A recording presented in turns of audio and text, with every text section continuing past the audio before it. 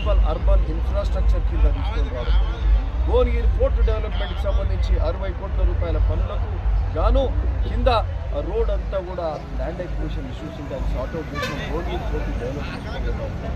మరి భువనగిరిలో మరి సుందరీకరణ కార్యక్రమం, రోడ్డు ఎక్కడికక్కడ అంటే మేజర్ రోడ్స్ ఎవరు ఉన్నాయో అవసరం ఉన్న కాడ కొంత రోడ్డు వెడల్పు కార్యక్రమం చేస్తూ సుందరీకరణ చేసే కార్యక్రమం జరుగుతుంది.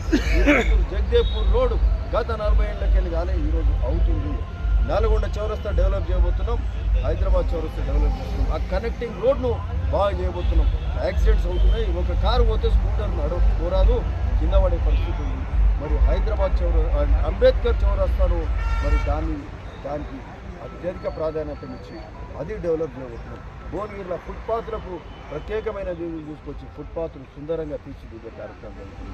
టవర్ లైన్, భువనగిరిలో టవర్ లైన్ ఎక్కడైతే తాతానగర్ కానీ మరి అట్లనే పహాడీ నగర్ కానీ మిగతా కిసాన్ నగర్ అక్కడ విద్యానగర్ కానీ వివిధ వార్డుల మీదకి వెళ్ళి ఏవైతే 33, 34, 32 ఇవన్నీ 31 వార్డులన్నిటి మీదకి వెళ్ళిపోయే టవర్ లైన్ మేజర్ ప్రమాదకరంగా ఉంది.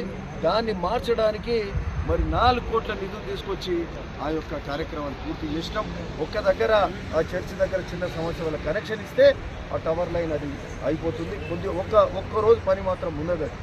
సరే, అది ఒకటి పరిష్కరించే అవసరం ఉంది. అంటే భువనగిరికి సంబంధించి మున్సిపాలిటీకి సంబంధించి ఎక్కడికక్కడ పార్కులు కానీ రోడ్లు కానీ డ్రైనేజ్ వ్యవస్థ కూడా ఎక్కడికక్కడ డ్రైనేజీలు మరి ఇంప్రూవ్ చేసే కార్యక్రమం చేస్తుంది.